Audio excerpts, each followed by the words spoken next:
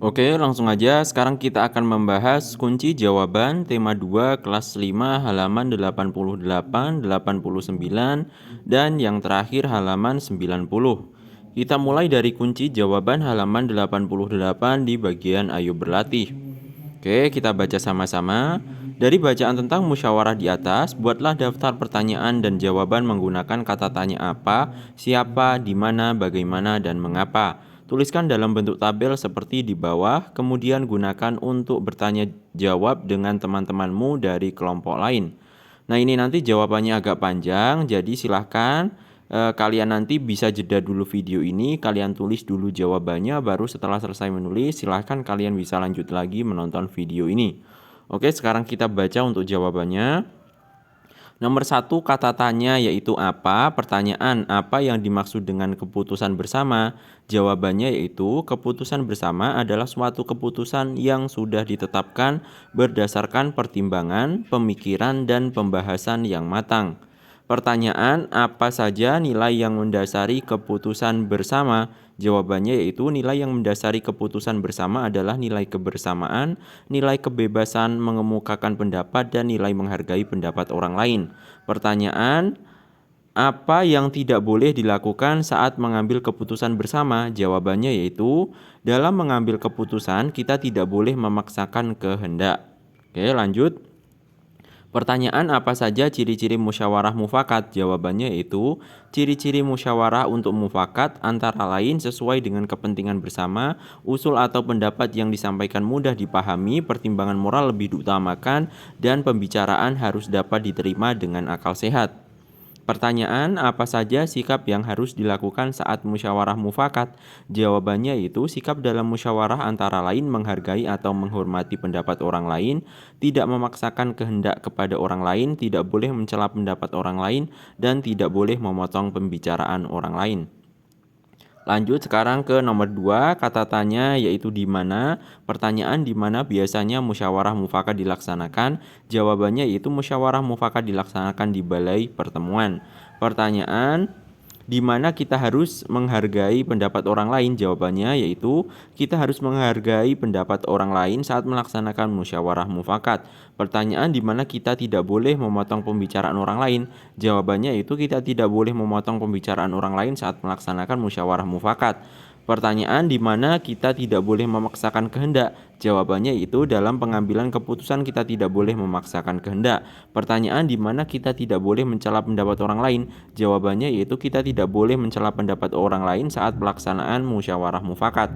Oke, lanjut kita sekarang masuk ke nomor 3, kata tanyanya yaitu siapa. Pertanyaan, siapa yang mempunyai tanggung jawab ikut serta dalam mengambil keputusan bersama? Jawabannya itu setiap warga masyarakat mempunyai tanggung jawab ikut serta dalam mengambil keputusan bersama. Pertanyaan, siapa yang harus diwakili kepentingannya dalam pengambilan keputusan bersama? Jawabannya itu keputusan bersama haruslah mewakili kepentingan seluruh anggota atau seluruh peserta rapat. Pertanyaan, siapa yang harus mematuhi dan melaksanakan hasil keputusan bersama? Jawabannya itu keputusan bersama harus dipatuhi dan dilaksanakan oleh semua peserta rapat tanpa terkecuali dan membeda-bedakan. Pertanyaan, siapa yang dapat mengutarakan pendapatnya dalam musyawarah? Jawabannya adalah semua peserta rapat boleh mengutarakan pendapatnya. Pertanyaan, siapa yang harus menghargai pendapat orang lain dalam musyawarah? Jawabannya adalah setiap peserta musyawarah harus menghargai pendapat orang lain. Sekarang kita lanjut ke nomor 4, kata tanyanya yaitu mengapa. Pertanyaan, mengapa kita tidak boleh memaksakan kehendak? Jawabannya itu kita tidak boleh memaksakan kehendak karena pendapat orang lain berbeda-beda. Pertanyaan, mengapa kita harus menghargai pendapat orang lain? Jawabannya yaitu kita harus menghargai pendapat orang lain karena tujuan musyawarah adalah untuk mendapatkan kesepakatan bersama. Pertanyaan, mengapa kita melakukan musyawarah mufakat? Jawabannya yaitu kita melakukan musyawarah mufakat untuk mengambil keputusan bersama. Pertanyaan, mengapa hasil dari keputusan yang diambil juga tidak boleh hanya menguntungkan satu pihak, tetapi semua pihak haruslah merasa diuntungkan? Jawabannya yaitu hasil dari keputusan yang diambil juga tidak boleh hanya menguntungkan satu pihak, tetapi semua pihak haruslah merasa diuntungkan karena keputusan bersama harus menampilkan rasa keadilan dan semua peserta rapat mempunyai kedudukan yang sama. Pertanyaan, mengapa dalam pelaksanaan musyawarah untuk mencapai mufakat kita harus berpedoman pada prinsip-prinsip dan aturan musyawarah? Jawabannya itu dalam pelaksanaan musyawarah untuk mencapai mufakat, kita harus berpedoman pada prinsip-prinsip dan aturan musyawarah agar musyawarah dapat berjalan dengan baik. Lanjut sekarang kita ke nomor 5, kata tanya yaitu bagaimana. Pertanyaan, bagaimana sikap yang baik saat orang lain mengemukakan pendapat? Jawabannya yaitu, sikap yang baik saat orang lain mengemukakan pendapat adalah dengan mendengarkan dan menghargai pendapat orang lain tanpa menyela orang yang sedang mengemukakan pendapat. Oke, lanjut pertanyaan, bagaimana cara menanggapi pendapat orang lain yang tidak kita setujui? Jawabannya itu, bila kita tidak setuju dengan pendapat yang dikemukakan peserta lain, boleh menanggapinya tetapi dengan cara yang sopan agar tidak menimbulkan permasalahan. Pertanyaan, bagaimana sikap yang baik dalam musyawarah? Jawabannya itu, sikap yang baik dalam musyawarah antara lain menghargai atau menghormati pendapat orang lain, tidak memaksakan kehendak kepada orang lain, tidak boleh mencela pendapat orang lain, dan tidak boleh memotong pembicaraan orang lain. Pertanyaan, bagaimana cara menghargai pendapat orang lain? Jawabannya itu, cara menghargai pendapat orang lain adalah dengan mendengarkan dan menghargai pendapat orang lain tanpa menyela orang yang sedang mengemukakan pendapat. Pertanyaan, bagaimana cara mengeluarkan pendapat yang baik? Jawabannya itu, cara-cara mengeluarkan pendapat antara lain mengacungkan tangan sebagai tanda izin bicara, berbicara setelah dipersilahkan. Kalau ada yang berbicara, menunggu sampai pembicaraan selesai dan bersikap sopan serta suara cukup jelas. Oke ya, itu tadi jawabannya cukup panjang. Jadi kalau kalian merasa jawaban yang ada di video ini terlalu cepat, silahkan kalian bisa jeda dulu video ini, kalian tulis dulu jawabannya, baru setelah selesai menulis, silahkan kalian bisa lanjut lagi menonton video ini. Oke, sekarang kita lanjut ke kunci jawaban halaman 89 di bagian ayo berdiskusi. Diskusikanlah hak, kewajiban, dan tanggung jawab sebagai peserta musyawarah. Tuliskan hasil diskusi dengan jelas dan singkat. Nah, untuk jawabannya adalah sebagai berikut. Silahkan kalian salin jawaban ini di lembar jawab kalian masing-masing. Hak peserta musyawarah yaitu memberikan saran dan kritik. Peserta berhak menyampaikan pendapat, menyetujui atau menolak pendapat orang lain, mendapat perlakuan yang sama dalam berpendapat. Peserta berhak didengarkan pendapatnya.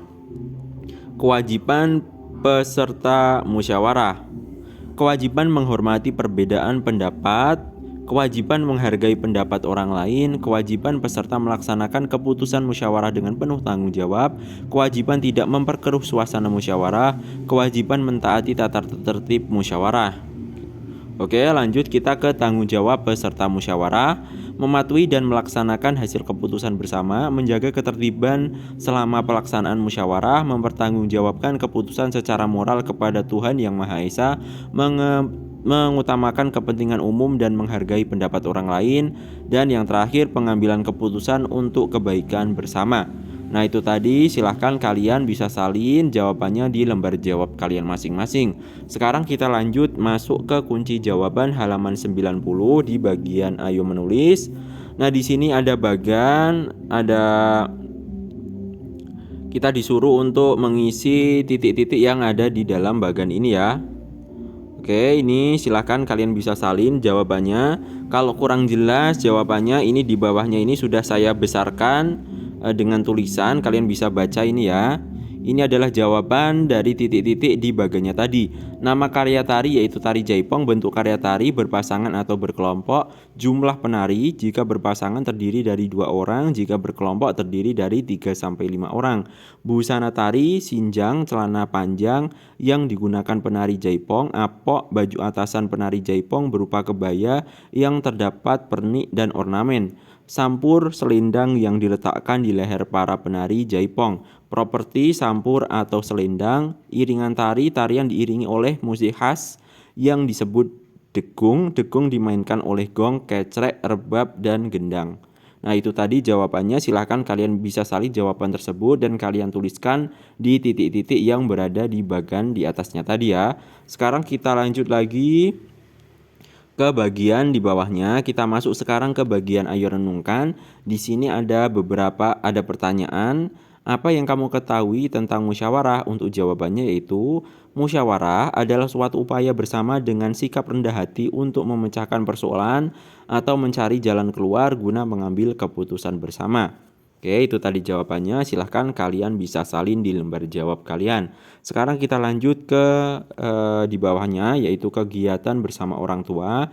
Tuliskan pengalaman musyawarah yang pernah terjadi dalam keluargamu. Kemudian ceritakan kepada teman-temanmu. Nah, ini nanti jawabannya tiap anak bisa berbeda-beda tergantung dari pengalamannya masing-masing.